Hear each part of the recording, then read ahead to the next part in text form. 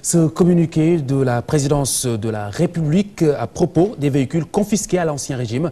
Le document souligne que l'administration ne cédera à aucune forme de pression. La publication de celle-ci est consécutive à l'accrochage de ce matin à Diamniadio entre la gendarmerie nationale et des responsables libéraux. Le coordonnateur du parti à Diamniadio s'est heurté au bouclier des hommes en bleu. Oumar Sarr et ses camarades entendaient récupérer les voitures en question.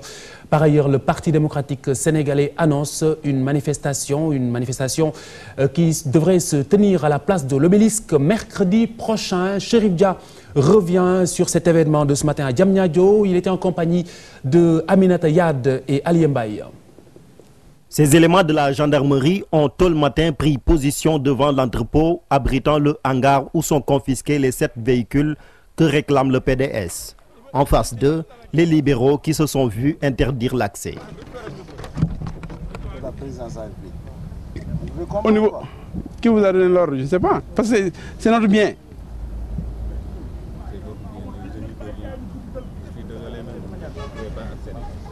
Donc nous ne pouvons pas prendre notre camion. Vous voulez nous empêcher de faire la campagne électorale? Oumar Sarr et ses frères libéraux butent sur le blocus des gendarmes. La tension monte. Les Sénégalais, on est venu ici demander notre bien. On n'a envoyé personne. S'il y a des gens qui envahissent, c'est certains qui sont. Qui vous ils veulent nous attaquer. Bon. Ok.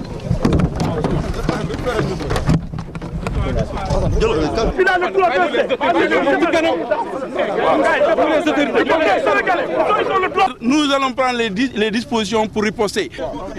Oumar Sarr s'engouffre dans son véhicule pour faire cap sur Kébémer où il doit tenir un meeting. Il passe le relais à Maître Ousmane Ngom, venu apporter d'autres preuves aux gendarmes.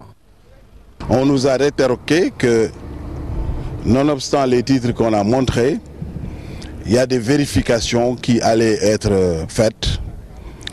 Et officieusement, nous avons appris que c'était des vérifications douanières pour savoir si nous avions payé ou non les droits de douane. Dès hier soir, nous avons obtenu tous ces documents, c'est-à-dire les certificats de mise à la consommation qui ont été délivrés par les services de douane après l'acquittement des droits de douane. Après une longue attente, Maître Ousmane Ngom revient à la charge mais n'a pas obtenu gain de cause. Nous n'allons pas tomber dans le piège ou dans l'agenda des gens qui veulent nous empêcher de faire campagne ou qui veulent donc nous affaiblir en nous retenant, en nous immobilisant ici en même temps que nos véhicules. Cette situation est tout à fait inacceptable et donc nous apporterons la réponse politique. C'est la deuxième tentative ratée des libéraux qui quittent Diamniadio sans les véhicules. Ils vont poursuivre leur campagne mais comptent y retourner mercredi pour, disent-ils, donner une réponse politique à cette affaire des véhicules. Eh bien, cette réponse politique va se traduire par une marche, une manifestation qui va se tenir à la place de l'Obélisque mercredi prochain. Législative 2012, la campagne a démarré dimanche. 24 partis et coalitions de partis sont en lice. Alors, quelles sont les chances des uns et des autres? Le point avec Fatou Kinedem. 150 sièges à pourvoir, 24 partis et coalitions à l'affût. La course est déjà lancée pour les législatives du 1er juillet. Parmi ces partis et coalitions, certains font office de favoris. Il s'agit de la coalition Benno Bokk Yakaar qui a porté le président Macky Sall au pouvoir. Une coalition regroupant des leaders, à savoir Moustapha Niasse de Benno Siggil Sénégal, Idrissa Seck de Rewmi et Ousmane Tanor Dieng de Benno ak Tanor.